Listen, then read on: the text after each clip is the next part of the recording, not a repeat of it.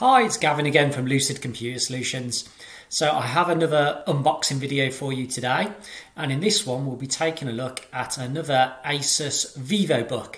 Now I know we've looked at some Vivobooks in the past, but there are plenty of different models when it comes to the Vivobook. So this one is the A512J. So super friendly model number as ever. So yes, A512J. And this is basically a budget Vivobook. It's pretty much, I think, more than likely the cheapest one you can get. So we'll go ahead, we'll unbox it, we'll talk about the spec, I'll give you a few first impressions, and we'll talk about why it is a budget laptop and where it might be suitable for you. So I have the Vivobook right here, as ever, freshly delivered this morning. So we'll go ahead and open it up and see what we've got. So straight away with Asus, even though this is a budget laptop, they still do really well in the packaging. I just like the presentation. I know it's a box and it's just a laptop, and it's not that exciting, but believe me, compared to all the other laptops I open, this is really nicely presented. The box flips open like that, and there it is. So yeah, so we obviously have the laptop itself inside this kind of thin cloth bag. We'll just have a look what else is inside the box, just to cover everything. So all there is, as ever, is our setup guides and warranty information. And as I suspected there would be, there is our power supply right there, which looks to be like a standard power supply, not USB Type-C, which is getting more and more common. Okay, so back to the laptop itself. So it is inside this cloth bag. So let's go ahead and take a look. And here it is, our Asus Vivobook. Now again, just to stress on this one, it is an all plastic laptop, this one, as you'd expect on a budget laptop. But reoccurring theme here with Asus, if you do get a plastic laptop, the plastic Asus use is really good. I really like the feel of it. It actually feels really decent. I don't know, almost like, I won't say fake metal, but it's just smooth and easy to touch, and it doesn't leave your finger marks all over it either, look. So I do like that. So we'll open it up and take a look inside. So here we go. Here it is. So yeah, this is a 15.6 inch screen on this one. So kind of a full size laptop, if you will. This screen uses what they call, I think, like their nano technology. It just means it has really thin bezels on the side here, basically. Nice screens generally on the Vivobook. Not used this one yet, but I'd expect, even though this is a budget laptop, to have a half decent display. I can tell you looking at this, it has a matte finish to it. Good sized trackpad here by the look of it.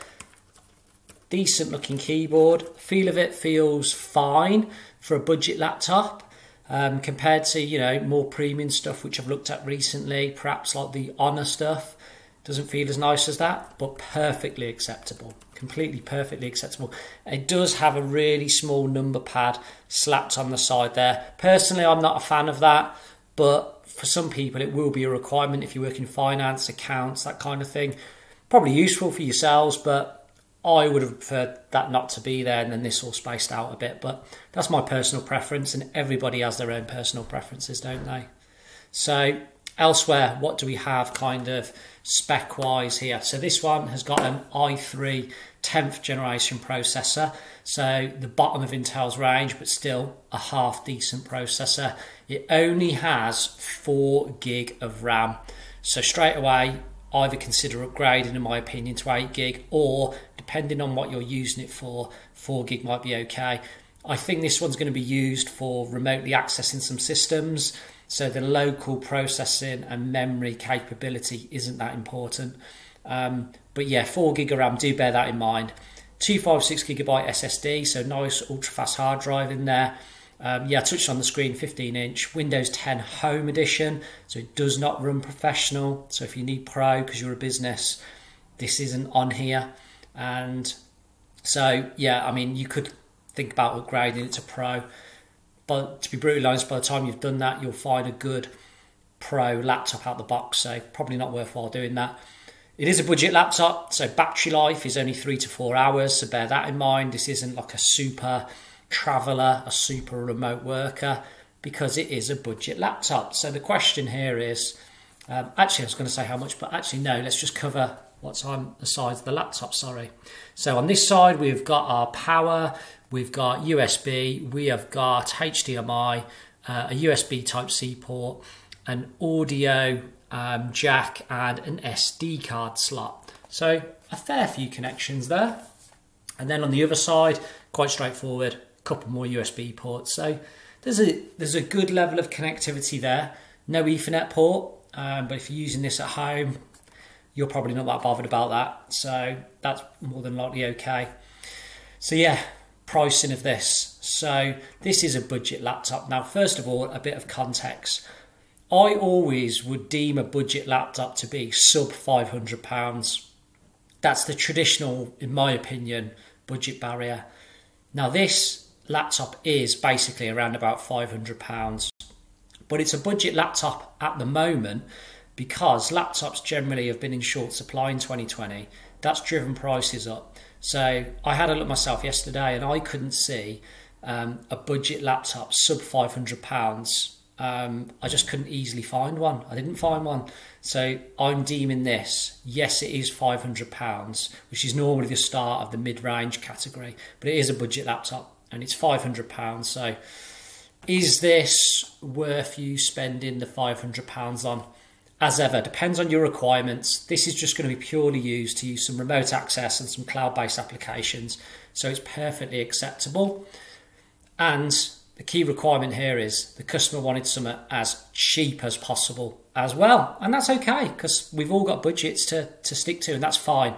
If it was me, I'd spend the extra £50 or so, and I'd look at one of the Honor Magic books, in my opinion, be worth the extra £50. But yeah, some people will just have a budget of 500 and not a penny more. That's okay.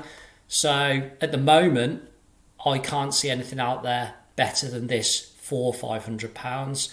But if you've got a little bit more of a budget, consider one of them Honor Magic books that I've recently unboxed. Please do check them out, their videos. Please do subscribe to the channel, and of course you will then see them.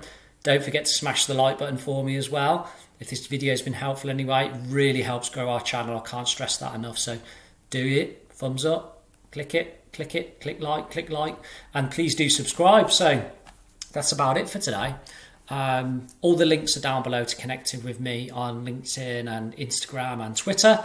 Feel free to comment on the video. I do try and personally get back to everybody, so feel free to do that. And I will see you on the next video. So that's been me, Gavin, from Lucid Computer Solutions. See you next time. Bye-bye.